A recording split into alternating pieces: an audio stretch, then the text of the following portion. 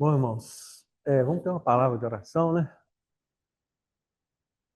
Senhor, nós te agradecemos, Senhor, pela tua obra consumada, Senhor, pela qual nós celebramos, Senhor, a vitória do Senhor Jesus sobre seus inimigos todos, Senhor. Obrigado porque nós estamos servindo a um Deus vivo, a um Senhor ressurreto, Senhor, poderoso, que está sentado à destra do Pai. Queremos te entregar também esse momento, Senhor, compartilhar da tua palavra.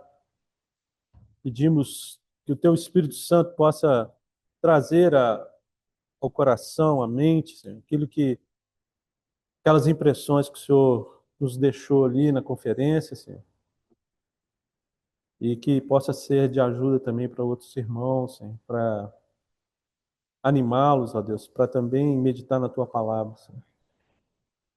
Muito obrigado pelo privilégio, pelo teu cuidado de ter nos levado, Senhor, debaixo da tua proteção e ter nos trazido de volta, Senhor. Muito obrigado, Senhor. Somos gratos e entregamos esse momento, Senhor. Pedimos a tua bênção sobre os outros irmãos também, que vão poder compartilhar essa palavra, Senhor. Senhor, nós temos apenas 2 peixes, 5 pães e 2 peixes, Senhor, mas entregamos a ti, Senhor. Muito obrigado, Senhor. Fala no nosso coração, Senhor, mais uma vez. Em nome de Jesus, amém. Bom, conferência da maturidade foi lá em Guaratuba, né? Obrigado. E foi muito bom. E dessa vez, assim, o Senhor, para irmos lá, assim, literalmente, o Senhor nos levou pelo ar, pela terra, pelo mar. É uma viagem um pouco longa, mas graças a Deus, assim, valeu muito a pena. Se tivesse que fazer tudo de novo. E eu fui impressionado com. Eu concentrei, todas as mensagens, elas tiveram, né, uma conexão umas com as outras, né? Devido ao tema, né, desse abalar de Deus, né? Mencionado em Hebreus e também no livro de Ageu.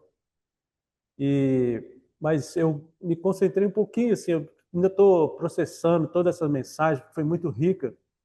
Eu me concentrei na palavra de um irmão jovem, o Abner, um jovem que, assim, quando ele foi tão usado pelo Senhor para falar tantas coisas, assim, e eu fiquei muito impressionado. Eu tentei ruminar algumas vezes, mas infelizmente não deu ainda para processar tudo. Mas ele começou falando sobre esse abalar, né, na época de Esdras, né, que foi um escriba, né, versado na lei do Senhor, e como que ele foi usado, né, aquele homem, né, a importância dele, né, e por causa da fidelidade dele, né, quanto que Deus pôde fazer, né, na na história mesmo, bíblica, né? Foi um homem, né, que ele era um escriba, mas também ele era da descendência de sacerdotes, né? Só que tem que ele estava, né, ele nasceu provavelmente lá na Babilônia, né? Então, assim, era um sacerdote sem um templo, né? E os sacerdotes, o ofício sacerdotal, né, era um ofício designado ali para servir no templo, né? Mas ele, estudando a palavra, né, e talvez desde muito cedo, né, entesourando a Bíblia, veio aquela primeira leva, né, de restauração, né, quando o Senhor chamou, né, depois de passados 70 anos, né, na Babilônia, e Daniel, né, orou por aqueles, ele viu pelo profeta Jeremias, estudando também a Bíblia, tinha se cumprido aquele tempo, Daniel orou intensamente, né, houve aquela luta, né, espiritual, e Deus começou a mover, né, as coisas, né, e começou a tocar no coração de Ciro, né, que foi aquele rei, né, ímpio, né, gentile, mas foi também usado por Deus, né, de uma maneira muito poderosa, né, Deus concedeu a ele o domínio de todos aqueles povos. E mesmo naquela época lá de Esdras, né, Deus já estava abalando muitas situações na história, né, e também na geopolítica daquele tempo, né? A Babilônia, que foi um império muito poderoso,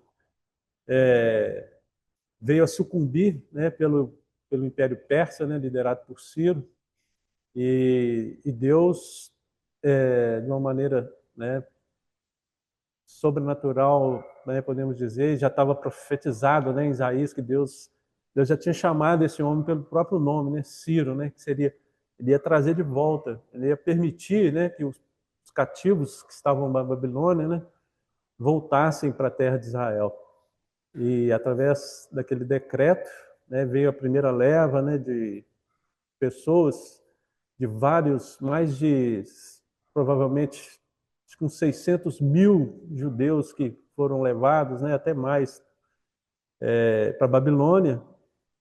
O Ciro, ele permitiu que eles voltassem para, né, para a terra, para edificar o templo, né, a cidade. E daqueles judeus todos que estavam na Babilônia, né, uma coisa que o irmão destacou muito interessante, e no início, quando eles estavam lá na Babilônia, no início do cativeiro, eles realmente sentiram um desconforto muito grande por estar ali naquela terra, né, uma terra de ídolos.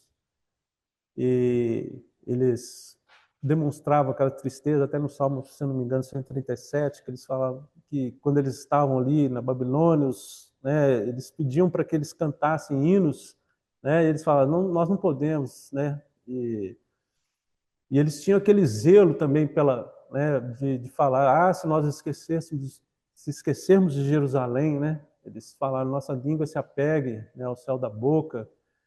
E eles tinham realmente assim uma certa aversão, né, pelos babilônios.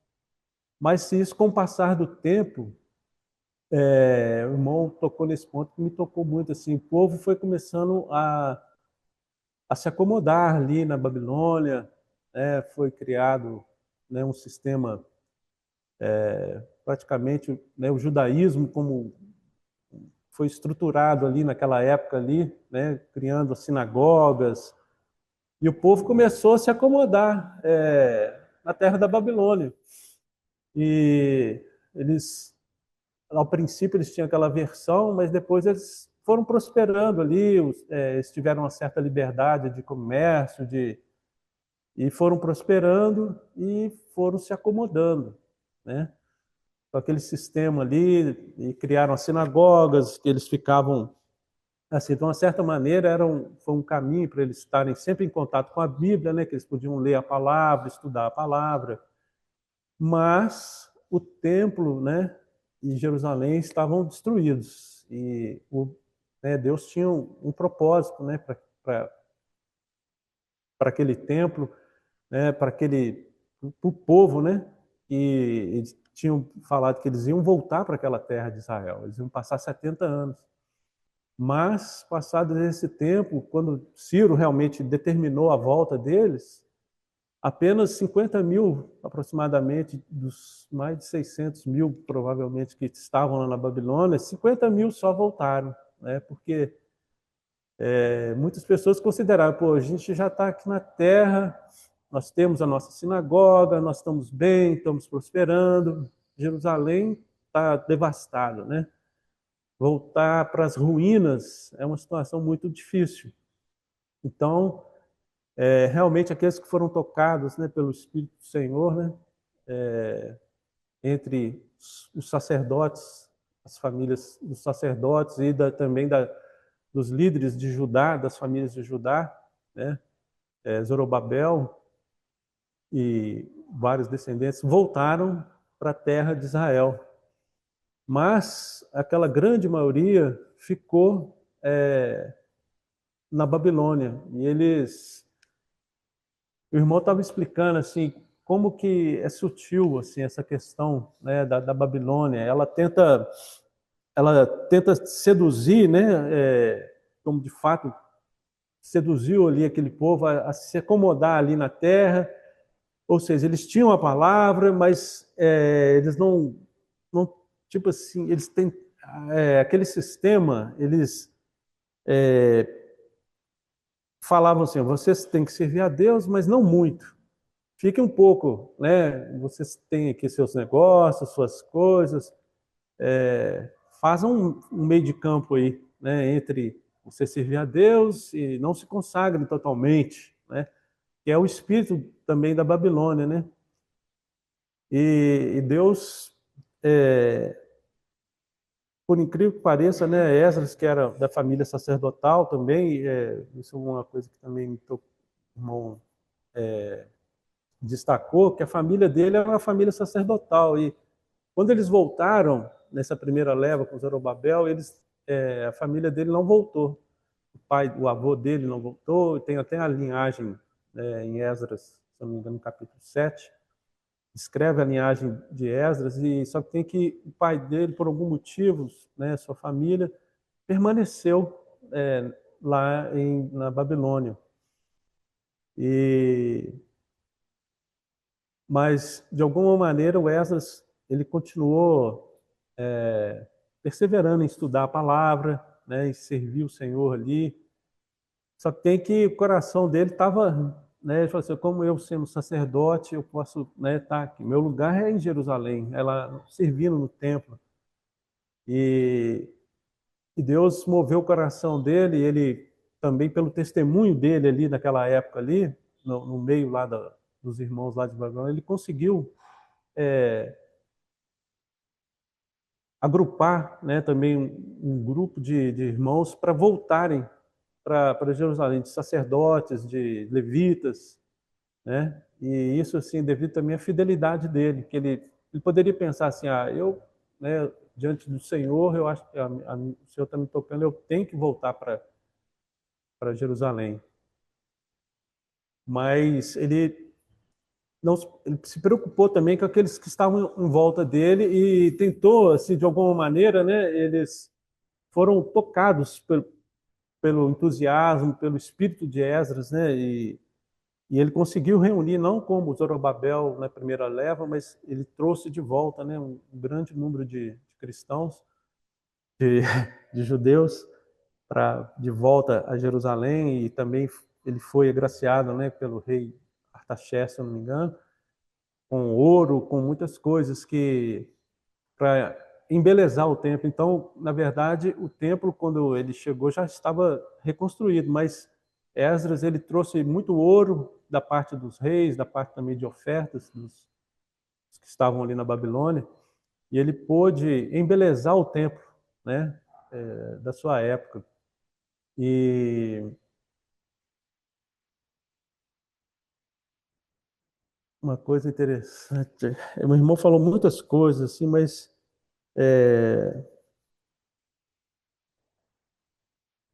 houve muita oposição também da parte, né, quando ele veio, né, encontrou uma situação ainda, né, aqueles judeus que tinham voltado primeiramente, eles estavam se desviaram, houve muitos casamentos mistos, né, e isso, e Esdras restaurou, né, essa situação, né, e então é isso, irmãos. O que me tocou muito assim que a gente tem que ter muito cuidado, né, com a situação, né? Assim, hoje o mundo também tenta nos atrair, nos seduzir, né? A gente ficar acomodado, né? Assim, não vá tão profundo, não dedique tanto, né? Tenha também os seus prazeres, seus hobbies, dedique-se também a essas coisas, né? Mas é um espírito que quer nos afastar do Senhor, né?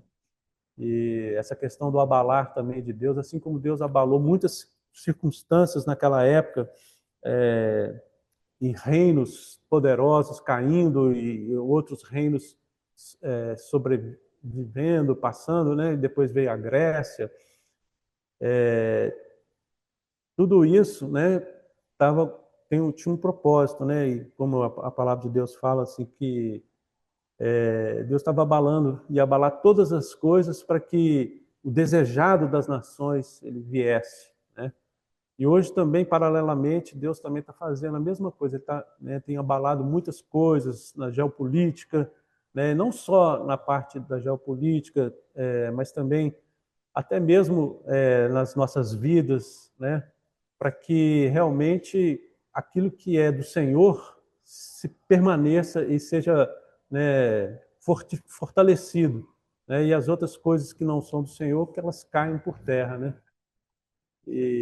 Mas assim, tem muitas coisas ainda que não deu tempo de eu ainda processar, ainda estou, né, assim, tentando ruminar, mas foi uma oportunidade muito boa. Eu, né, assim, aconselho os irmãos a poderem, né, ir lá no site, né, e rever essa mensagem também, porque tem muita coisa ali que o Senhor quis, né, o Senhor falou para a gente, né, para a igreja hoje, né, estamos aqui na Terra, né? Que o Senhor seja gracioso conosco, né? E talvez, né, em outra oportunidade eu possa, de uma maneira mais, né, clara, poder compartilhar um pouco mais. Mas por hoje meu encargo já. Aí eu passo a palavra para os irmãos.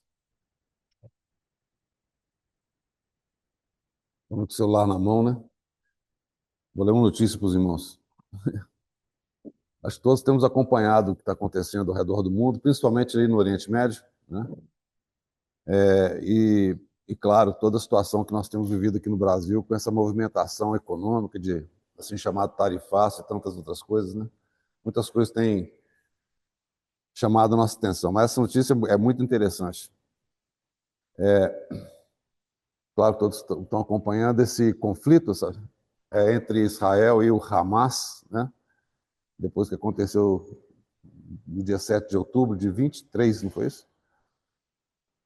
E é interessante porque, do ponto de vista humano, né, a gente tem que lembrar do seguinte: tem a perspectiva humana, né, porque aquilo que a gente vê reportado nas notícias, e até uma perspectiva celestial, que é aquela que o Senhor tem nos demonstrado de maneira tão clara na sua palavra, né? As profecias são muito claras, muito evidentes. E essa notícia aqui me chamou muita atenção, porque se por um lado, né, nós lembramos que historicamente o desejo do Irã, lembrando que o Irã basicamente é a Pérsia, né? É um pouquinho mais complicado que isso, mas basicamente Irã é Pérsia, tem a ver com o Império Medo-Persa, né? Os dois impérios juntos ali, mas Irã é o que se refere à Pérsia. Não tem muitos anos, o Ahmadinejad, o então premier do Irã, falou o seguinte: o nosso desejo, a nossa intenção é de varrer Israel do mapa. Eles têm um propósito que é varrer Israel, desaparecer com Israel. Do ponto de vista humano, existem várias explicações para esse conflito, né? Árabe-Israel, que eles falam, né? Nós conhecemos a profecia bíblica. Mas é interessante que, em todo esse último conflito, algo é muito evidente. Nós estamos vendo os ventos mudarem na direção que a gente aparentemente acha que é uma vitória do inimigo, né? Mas diz o seguinte, no tocante à última negociação que teve entre Hamas, né, os representantes do Hamas e Israel, que foi por água abaixo. E ninguém estava entendendo muito bem, porque Israel estava disposto a conceder várias coisas, mas não trocar os terroristas, uma longa história. Mas o fato é que Hamas bate o pé no seguinte ponto. Hamas afirmou que esse direito, o direito por Israel, mas vou entender por onde, não pode ser enunciado exceto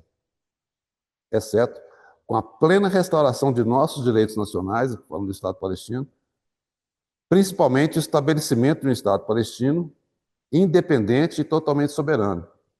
Né? Nós não podemos voltar muito tempo na história, quando aqueles que são mais antigos, né, os seminovos, podem lembrar que, de fato, houve uma oferta na época do governo Clinton,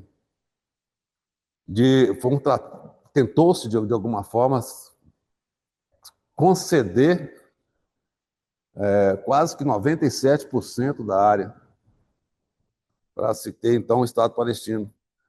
O único ponto era Jerusalém.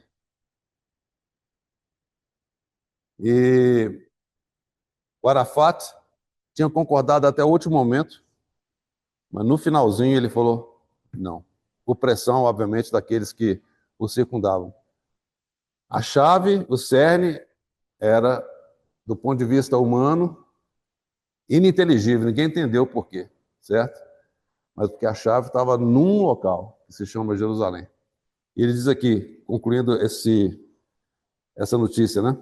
Diz o seguinte: totalmente, está falando do Estado palestino, totalmente soberano, com Jerusalém como sua capital. Os irmãos percebem? O foco, aparentemente humano, é muito diferente daquele foco que é espiritual. Nós entendemos o porquê, né, pela misericórdia do Senhor, pelas profecias bíblicas, a gente sabe onde é que está o cerne do problema, né? Mas é muito interessante ver que hoje, né, a intenção, não, independendo das questões que envolvem tanto a questão de antissemitismo, ou seja, esse não é o ponto que eu quero compartilhar com os irmãos, mas é de ver que existe um foco do ponto de vista do inimigo, né, que é exatamente tentar possuir aquilo que a palavra fala que é a cidade do grande rei, né? Então, dando essa introdução, algo que nós devemos estar alertas no dia de hoje é de não nos perdermos com qualquer tipo de debate ou de posicionamentos, antissemitismos, genocídio, deixar de ser genocídio, o que seja, é uma coisa que inflama, né, qualquer discussão, qualquer conversa. Isso impede muitas vezes de nós podermos ter uma visão clara daquilo que o Senhor está fazendo, daquilo que Deus está fazendo nos dias de hoje. Nós temos que lembrar que, do ponto de vista terreno, é uma abordagem, mas nós temos que enxergar do ponto de vista celestial. Então, dizendo isso, vamos abrir em Daniel. Esse é um assunto, a gente sabe que é um assunto muito que nos atrai muito pelo fato da própria questão profética, né? Mas se nós nos perdemos nos detalhes, né, nas questões que nos aguçam a curiosidade, nós perdemos o foco daquilo que é o propósito do Senhor, né? Então, como nosso irmão, ele o senhor deu uma visão bastante geral, muito, muito boa, viu, Xander? O seu resumo aqui foi bom. Acho que espero que os irmãos tenham oportunidade de ouvir as mensagens, né? O tema da conferência foi o abalar de Deus, né? E está lá em Hebreus, antes de ler Daniel, vamos ler Hebreus capítulo 12, que aí só precisamos entender o contexto, né? Se a gente não vê o contexto, nós nos perdemos aqui. 12, 25. Tende cuidado, não recuseis ao que fala. Pois se não escaparam aqueles que recusaram ouvir quem divinamente se divertia sobre a terra, muito menos nós, os que nos desviamos daquele que dos céus nos adverte. Então vem uma palavra de advertência aqui. Aquele cuja voz abalou, a palavra é forte, né? Abalou, sacudir, balançar, né? Abalou então a terra, agora, porém, ele promete, dizendo: ainda uma vez por todas farei abalar não só a terra, mas também o céu. Vamos lá em Ageu, capítulo 2, que é a referência, né, que Hebreus está citando aqui. Ageu, capítulo 2, diz assim. Recentemente eu li parte desse texto para os irmãos não devem se lembrar. Versículo 6, 2:6, diz assim: pois assim diz o Senhor dos Exércitos, uma vez, dentro em pouco, farei abalar o céu, a terra, o mar e a terra seca. Sobrou nada aqui, né? Farei abalar todas as nações. Observe, quando fala de nações, nós estamos falando das questões geopolíticas, né? Virão, e as coisas preciosas de todas as nações virão, e encherei de glória esta casa, diz o Senhor dos Exércitos. Ele está falando da casa, que é o templo lá em Jerusalém, certo? E aí, continuando aí, minha é a prata, meu é o ouro, diz o Senhor dos Exércitos. Aí tem um versículo 9, que em algumas traduções está invertido. Esse texto fala o seguinte, e a minha tradução originalmente fala assim: a glória desta última casa será maior do que a primeira, diz o Senhor dos Exércitos, e neste lugar darei paz, diz o Senhor, dos exércitos. O texto correto é a última glória desta casa. A última glória desta casa será maior do que a primeira, porque essa última glória fala da chegada do Senhor, do Messias, né? Essa vai ser a última glória. Então, voltando lá ao Hebreus, a gente vai para Daniel daqui a pouquinho. Diz o seguinte, observa, ainda, versículo 26, ainda uma vez por todas, ou seja, tem uma palavra final aqui, uma vez por todas, significa que não vai ter outra, certo? Farei abalar, não só a terra, mas também o céu. Ora, essa palavra, ainda uma vez por todas, significa a remoção das coisas abaladas, como tinham sido feitas, para que as coisas que não são abaladas permaneçam. Versículo 28. Por isso, recebendo nós um reino inabalável, retenhamos a graça pela qual sirvamos a Deus de modo agradável, com reverência e santo temor, porque o nosso Deus é fogo consumidor. E aí, voltando lá em Daniel, nós lembramos que houve Nabucodonosor teve um sonho, e ele sonhou, é um sonho duplo, né? É um sonho que ele sonha com aquela estátua, os irmãos devem se lembrar, a estátua com a cabeça de ouro, com o peito, os braços de prata, o abdômen de bronze, as pernas de ferro, e ela descia até chegar no pés, onde estava ali uma mistura de barro com ferro, né? Então, Daniel, ele interpreta aquele sonho para Nabucodonosor, e ele identifica Nabucodonosor como sendo exatamente aquela cabeça de ouro, que também representava a Babilônia, né? Então, vamos voltar aqui, ó. Capítulo 2.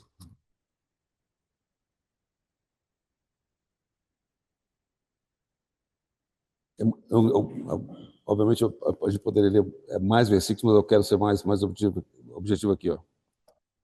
Diz o seguinte, versículo 31. Bom, versículo 30, do capítulo 2 de Daniel. A mim me foi revelado esse mistério, não porque haja em mim mais sabedoria do que todos os viventes, mas para que a interpretação se fizesse saber ao rei e para que entendesses as cogitações da tua mente. Tu, ó rei, estavas vendo, e eis aqui uma grande estátua. Essa que era imensa, de extraordinário esplendor, estava em pé diante de ti, e a sua aparência era terrível. Estava descrevendo o sonho que Nabucodonosor teve. A cabeça era de ouro, de fino ouro, o peito e os braços de prata, o ventre e os quadris de bronze, e as pernas de ferro, e os pés em parte de ferro, em parte de barro. Quando estavas olhando, uma pedra foi cortada sem auxílio de mãos, feriu a estátua nos pés de ferro e de barro e os esmiuçou. Então, essa é a visão o sonho que Nabucodonosor teve. Então, Daniel não só profere sonho, agora ele vai interpretar. Versículo 36. Este é o sonho e também a sua interpretação diremos ao rei. Tu, ó rei, rei de reis, a quem o Deus do céu conferiu o reino, o poder, a força e a glória, a cujas mãos foram entregues os filhos dos homens, onde quer que eles habitem, os animais do campo e as aves do céu, para que dominassem sobre todos eles. Tu és a cabeça de ouro. Então, naquele momento, ele começa a interpretar e dizer o que significava cada uma das partes daquela estátua. Então, como nós sabemos aí, os irmãos podem posteriormente acabar de ler o texto, né? Havia a descrição do que aconteceria ao longo da história. Desde o Império Babilônico, que é onde estava Daniel naquele momento, até o próximo império que tomou o Império Babilônico, foi o Império Medo-Persa, lembra? Eu falei do Irã, né? Então, Babilônia, irmãos, é basicamente a região do Iraque hoje, né? Babilônia, Império Medo-Persa, depois veio o Império Grego, depois veio o Império Romano, e depois uma mistura, né? O Império Romano, ele praticamente concluiu, tem todo um detalhe do histórico aí, ele concluiu 1918, 1917, 1918. Aí ele termina, então, o Império Romano, e aí vem aquela mistura que acontece com ferro com barro, tá? Eu não vou entrar na interpretação disso não, porque o ponto não é esse. O ponto é o seguinte, como nós acabamos de ler, Deus havia dito na sua palavra que ele iria abalar todas as coisas. E a maneira como Deus vem movendo ao longo da história é exatamente essa. Deus é quem abala. Então, quando os olhos humanos veem as coisas acontecendo, né, é o inimigo que está fazendo. O inimigo é um agente na mão do Senhor. É Deus quem está abalando. Irmãos, não nos esqueçamos disso. É Deus quem está abalando. Então, do ponto de vista do mundo, do ponto de vista dos reinos deste mundo, é o Senhor que está abalando. Mas não para aí. Porque Hebreus nos alerta que isso tem a ver também conosco. Porque o que o Senhor deseja fazer? Ele deseja, de fato, sacudir, balançar. A figura é como se fosse... Vocês já viram a colheita de azeitona, né? Hoje tem um maquinário que faz isso. Ele chega, um trator, né? Ele chega como se fosse uma boca e chega bem no tronco. Com muita gentileza, ele pega o tronco e ele começa a fazer um movimento. E embaixo, no chão, eles colocam uma grande lona, que na hora que começa a balançar, as azeitonas começam a cair. A sensação que dá desse abalo é como se estivesse acontecendo exatamente. O Senhor está abalando. Ele está abalando. O outro quadro é, você imagina um terremoto. Nós temos visto um recente agora na Rússia, né? Com todos os impactos que tem acontecido, um vulcão que não entrava em erupção desde 450 anos, entrou em erupção agora, né? Agora, você olha do ponto de vista terreno, essas coisas estão sendo abaladas, né? As coisas estão... O Senhor está movendo, né? De qualquer forma que seja, com as placas tectônicas, com temperatura, né? E vai por afora, o Senhor está abalando. Mas com um objetivo, para aquilo que é não abalável possa permanecer. Possa permanecer. Então, quando a gente olha para o mundo, a gente vê, de fato, o reino inabalável. Lembra? Nunca se esqueça que o trono do Senhor, ele é inabalável. O trono do nosso Deus não abala. De todos os reis que vieram ao longo da história, todos esses reinos foram abalados. E no final da história da humanidade, Daniel, naquela profecia, diz que uma pedra cortada não com mãos humanas, ela vai vir e golpear a base daquela estátua. O que é a base da estátua? É onde se encontra o final, o último reino, vamos chamar assim, da história da humanidade. E essa pedra, não cortada com mãos humanas, ela vai golpear a base daquela estátua. E aquela estátua vai ruir. Interessante que lá em Daniel fala que essa pedra vai esmiuçar. Não apenas vai ser abalado, não apenas vai ruir, não apenas vai cair, mas vai ser esmiuçado. Nós sabemos que o que vai acontecer é isso, que no final dos tempos, como diz lá em Apocalipse, os reinos deste mundo se tornarão do seu Senhor e Cristo. Então, todos os reinos do mundo, tudo aquilo que foi abalado, vai cair por terra. E o Senhor Jesus, ele vai reinar de maneira absoluta. E de onde que o Senhor vai reinar? Aí volta para o princípio da notícia que eu dei para os irmãos. O Senhor vai reinar de Jerusalém, mais especificamente do Monte Sião. A palavra de Deus nos fala que o Monte Sião ele vai ser elevado. E ele vai ser mais alto que todos os montes. Hoje, Sião, se você for em Jerusalém, Sião, deixa eu tentar explicar para os irmãos. Você tem o Monte Moriá, onde acontece toda essa confusão, né? Até agora o Ben-Gvir esteve lá fazendo o pronunciamento dele, por conta desse movimento que está tendo. Eles estão tentando, de alguma forma, parar a guerra lá contra o Hamas, as nações, que começou com a França, pela declaração de que vão, de fato, apoiar a criação de um Estado palestino. Né? Os irmãos estão acompanhando isso, eu suponho, né? Então, essa movimentação está acontecendo.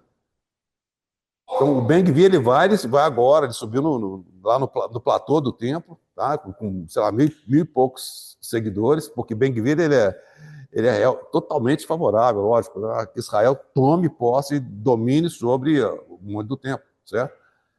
Isso aí gerou uma comoção geral. Foi necessário que o Netanyahu falasse lá, olha, não, a situação do mundo do tempo continua a mesma, nós não vamos tomar o tempo, basicamente isso para acalmar os ânimos, né? Mas a movimentação está acontecendo, olha as coisas movimentando, certo? Estados Unidos, Trump fala que ele é contrário, obviamente, à criação do Estado palestino. Então, essa movimentação está acontecendo do ponto de vista humano. Mas nós sabemos quem está abalando essas coisas todas é o Senhor está movendo. Percebe? Hoje em dia, então, o Monte do Templo está aqui nessa altura e Sião, um pouquinho mais baixo. Se você for em Jerusalém, você vai ver que o Monte Moriá está aqui, né? E um pouquinho abaixo, na cidade de Davi, aqui está o Monte Sião. Ele é mais baixo. Geologicamente mais baixo. Mas quando o Senhor vier, vai acontecer isso aqui, ó. O Monte Sião, ele vai ser mais alto que todos os montes. E dali o Senhor vai reinar sobre toda a terra. Irmãos, esse é o nosso futuro. Como o irmão, ele falava de maneira tão maravilhosa, olha, nós não aguardamos o anticristo, nós aguardamos Cristo. Então o Senhor vai reinar dali e vai ser muito em breve. Mas para isso aconteça, várias coisas vão acontecer no nosso mundo visível. Muitas coisas vão acontecer, que nós conhecemos pela palavra de Deus. Muitas coisas vão acontecer, do ponto de vista do mundo. Agora vamos trazer para nós. E no tocante a nós, o Senhor deseja fazer uma obra não diferente. O Senhor deseja que nas nossas vidas as coisas sejam abaladas. E como o Senhor faz isso na sua vida, na minha vida? A maneira, o instrumento que Deus tem para poder realizar isso na sua vida, na minha vida, chama-se a cruz. A gente quer seguir o Senhor? Se nós quisermos seguir o Senhor, nós temos que negar a nós mesmos. Primeiro abalo. Isso vai abalar aquilo que a gente é, no mais profundo e íntimo do nosso ser. Porque o que nós somos naturalmente, nós somos contrários a tudo aquilo que é do Senhor. O Senhor deseja abalar. E remover tudo aquilo, lembra? A circuncisão fala disso, é a remoção da carne. E o instrumento de Deus chama-se cruz. É uma mensagem que nós não gostamos de ouvir. Ninguém prega sobre isso. Que isso afasta as pessoas. Mas, irmãos, nós não temos nenhum outro caminho. Querido irmão, William Penn escreveu um livro, um livreto chamado Sem Cruz, Sem Coroa. A mesma coisa, mas para nós não tem saída. Então, a maneira como o Senhor abala isso na sua vida, na minha vida, é por meio da cruz. É a obra da cruz que o Senhor vai usar. É uma obra de despojamento. É uma obra de despojamento. Aquilo que o Senhor deseja realizar em nós. O Senhor aguarda. E Ele está operando no sentido de que nós sejamos transformados à imagem do Seu Filho. Esse é o propósito de Deus para mim e para você. O irmão lembrou hoje de manhã. Porque o que o Senhor quer mesmo, na realidade, Ele é o irmão mais velho entre muitos irmãos. Quem são esses irmãos? São pessoas que são como Ele. São pessoas que são como o Senhor Jesus. E essa obra de abalo que o Senhor está fazendo na sua vida, na minha vida, é para que Ele possa nos levar a esse processo de transformação. E nos transformar de glória em glória, de fé em fé, a imagem do Seu Filho. Irmãos, não nos iludamos, não tem outro caminho. Não existe nenhum outro caminho. Se os irmãos se lembram, há algum tempo, a Patrícia compartilhou sobre o testemunho da irmã Joana, né, que partiu recentemente para estar com o Senhor. E ela orava da seguinte maneira: Senhor, não permita que eu durma, que eu me vá, sem que o Senhor tenha alcançado a tua obra de transformação na minha vida. Não é importante isso, irmãos? Se eu dormisse hoje do Senhor, como é que eu estaria? Como é que seria minha condição diante do Senhor? Como é que seria a sua condição diante do Senhor? Sabemos que não é pelo seu mérito, nem pelo meu. Mas o Senhor hoje nos diz que nós vivemos, estamos vivos, o Senhor nos dá a oportunidade de sermos transformados à imagem do Seu Filho. Que a nossa oração possa ser essa, de Senhor, não permita que eu vá, sem que o Senhor alcance essa obra de transformação na minha vida. Isso fala de mim individualmente, fala de você individualmente, mas fala de todos nós, corporativamente. Que é dessa forma que o Senhor vai ganhar um testemunho. Lembra, nós falamos da habitação do Senhor, é assim que o Senhor vai ganhar o seu testemunho. Ok? Como é que eu vou resumir isso? Eu vou trazer as primeiras palavras do irmão Chandler. Realmente foi um compartilhar muito precioso desse jovem irmão chamado Abner, né? Em que ele traz a vida de Esdras, né? Então nós vamos abrir em Esdras para concluir, não sei como é que está o tempo aqui, tá, no finalzinho mesmo. Esdras.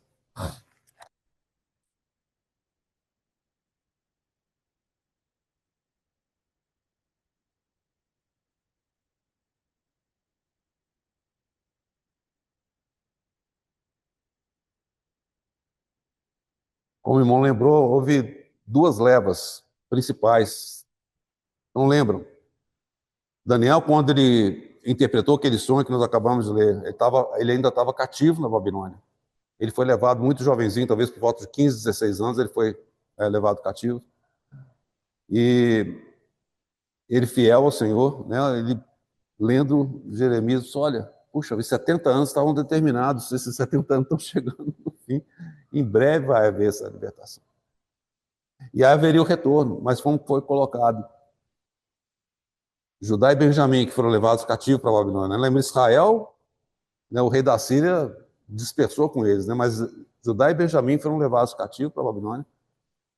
E eles que eram originalmente lá em Israel fazendeiros, basicamente eles tinham plantações, criavam, né, ovelhas, etc.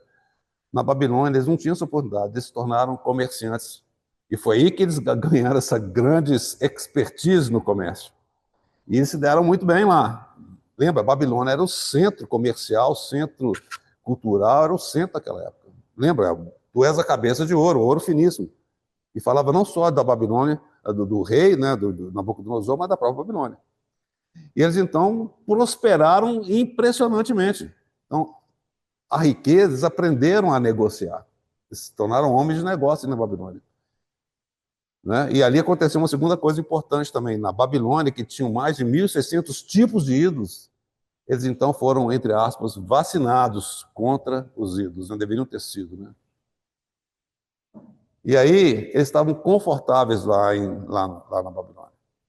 Com os negócios pujantes, com um sistema que foi criado das sinagogas, cada 10 judeus que se concordassem de alguma forma, eles podiam formar uma sinagoga. Mas eles não tinham a realidade.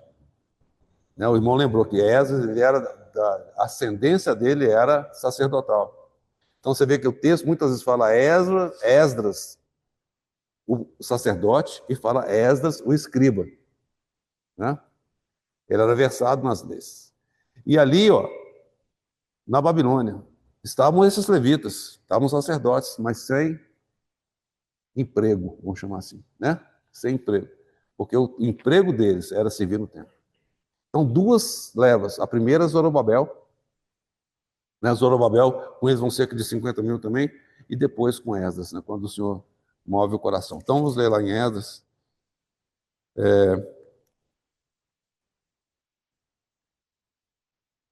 Capítulo 7.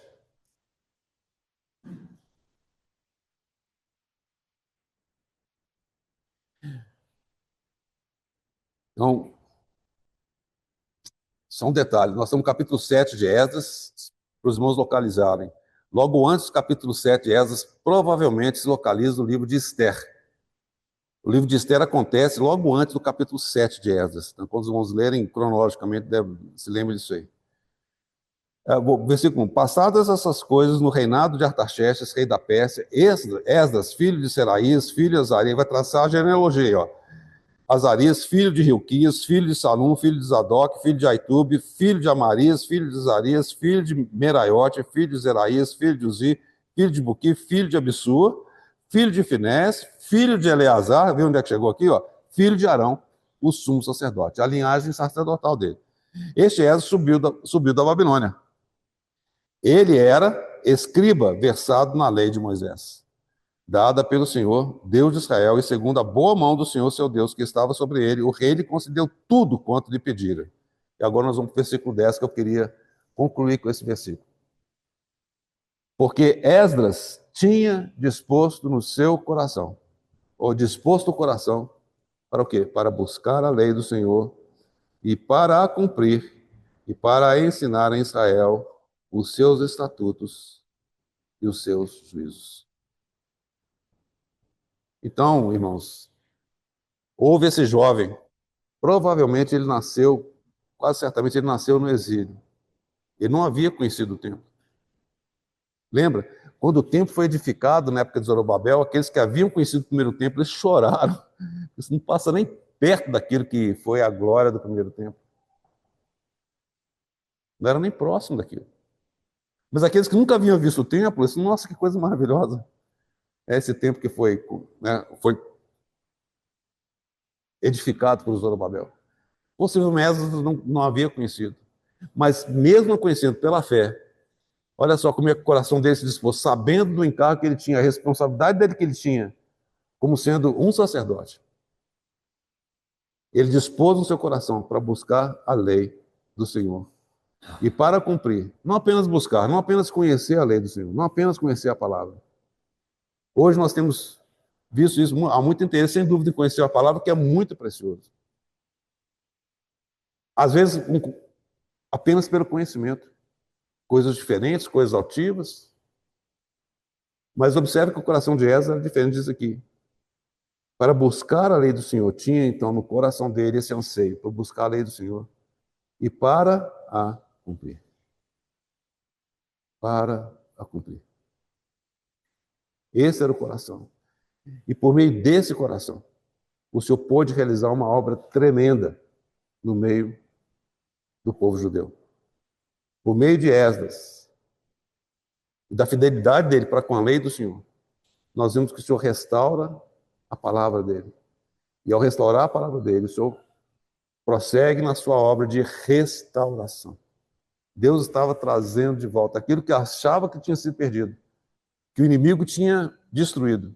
Deus, de maneira maravilhosa, ele realiza essa obra de restauração. Lembra? Lá em Gênesis capítulo 1, versículo 1 fala: no princípio criou Deus os céus e a terra. E no versículo 2 diz: e a terra se tornou. A tradução que traz fala assim: era sem forma e vazia. Mas a palavra ali, borru, né, que é a mesma da mulher de Ló. Quando ela olhou para trás, ela se tornou numa estátua de sal. Então ela não era originalmente uma estátua de sal. Da mesma forma que a terra originalmente não era sem forma e vazia. Nós vemos comprovação disso lá em Isaías também. Então a terra se tornou sem forma e vazia. Porque como se o inimigo tivesse vencido, o processo que aconteceu é como se tivesse destruído, de fato, destruiu o que estava sobre essa terra. E Deus começa, então, uma obra de restauração. Não é isso? E é isso que Deus vem fazendo. Lembra? O Senhor Jesus falou assim: olha, meu pai trabalha até agora.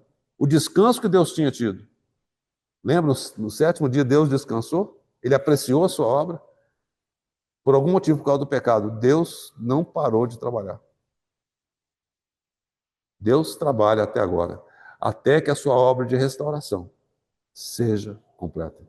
Isso vai acontecer muito em breve, irmãos, mas no momento em que nós vivemos, Deus continua operando, continua restaurando.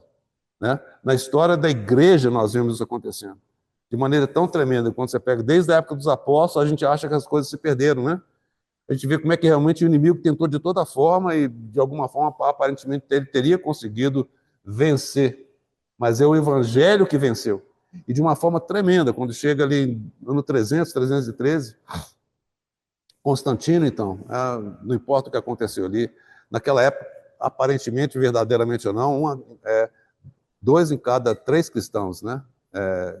3 cidadãos romanos, eles eram cristãos. Verdadeiros ou falsos, mas assim que era. Foi a tática do inimigo de poder vencer. Ou seja, eu não consigo vencer, agora eu vou me unir a eles. Então, diluiu o que era o cristianismo. Foi o que aconteceu na época de Constantino. E houve uma perda desde então até aí tem Idade Média, vai para fora, Idade das Trevas, e como se realmente tudo tivesse se perdido. Mas graças ao Senhor, o Senhor vem, traz um Zorobabel, né? Justificação pela fé. Por meio de Lutero. O Senhor começa, não ali começa, o Senhor de alguma forma evidencia a obra de restauração que ele está fazendo. Aí vem Zwingli, Calvino e assim por diante. O Senhor vem restaurando aquilo que já era verdade lá no princípio. Mas o Senhor vem realizando essa obra de restauração. Então, se por um lado a terra era sem forma e vazia, havia trevas ao longo desse período todo, mas pela misericórdia de Deus, o Senhor nunca deixou de operar. Ele continua trabalhando como está trabalhando até hoje. Então, irmãos, quando nós olharmos o cenário, quando nós ouvimos as notícias, lembre, a mão do Senhor é que está abalando.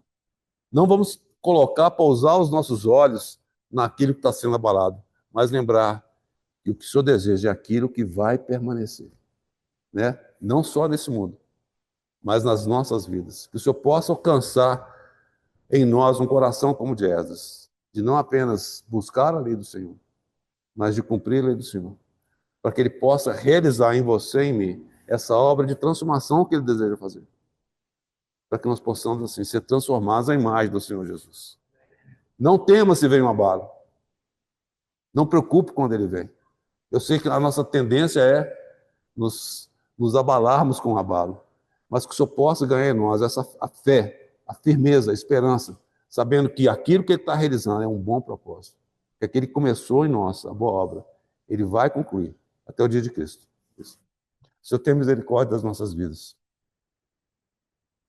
Senhor, pela Tua misericórdia e pela Tua graça, que o Senhor nos permita estar com os olhos colocados no autor e consumador da nossa fé.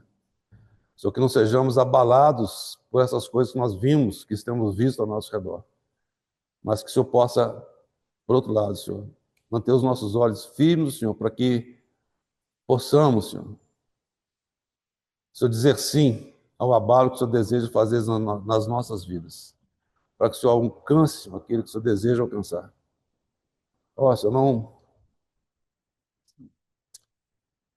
não permita, Senhor, que nós resistamos ao Senhor, mas se nós resistirmos, Senhor, tem paciência conosco.